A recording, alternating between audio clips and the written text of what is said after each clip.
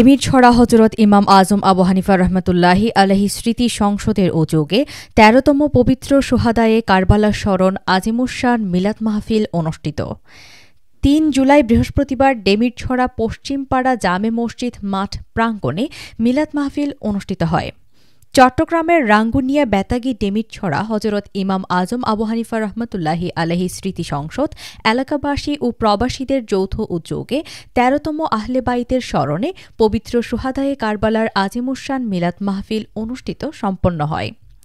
উক্ত মিলাদ মাহফিলে সভাপতিত্ব করেন ডেমিরছড়া জামে মসজিদের প্রাক্তন খতিব হাফেজ নুরুল আলম আল কাদেরী।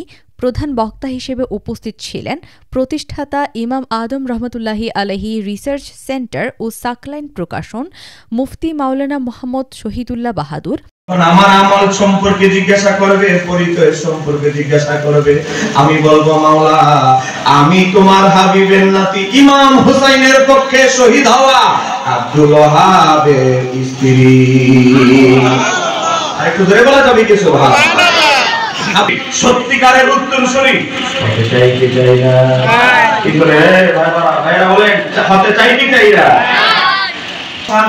মোহাম্মদ ইশতিয়াক রেজার সঞ্চালনায় বিশেষ বক্তা হিসেবে উপস্থিত ছিলেন মাওলানা আহমদ করিম নঈমী, মাওলানা আনোয়ারুল হক, মাওলানা মমতাজ হাশেমি, মাওলানা মোহাম্মদ আলী নঈমী, মাওলানা মোহাম্মদ নেসারউদ্দিন কাদেরী, মাওলানা মোহাম্মদ জামাল হুসাইন আল কাদেরী, মাওলানা রফিকুল ইসলাম আল কাদেরী, মাওলানা আজিমউদ্দিন আল কাদেরী, মাওলানা ইলিয়াস করিম আল কাদেরী, মাওলানা মোহাম্মদ আব্দুস শাকুর, হাফেজ মাওলানা বশির আহমদ কাদেরী, সংগঠনের সভাপতি মোহাম্মদ রেজাউল করিম বাবলু, সাধারণ সম্পাদক মোহাম্মদ মুক্তারুল ইসলাম সহ এলাকার মান্যগণ্য ব্যক্তিবর্গ।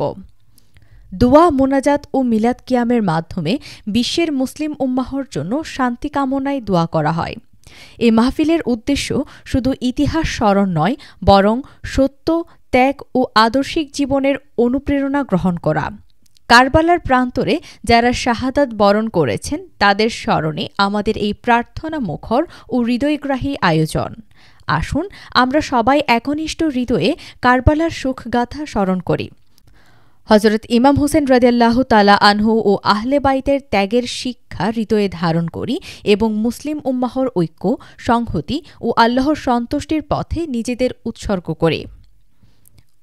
উবাইদা খান সামিয়া, কর্ণফুলী টিভি।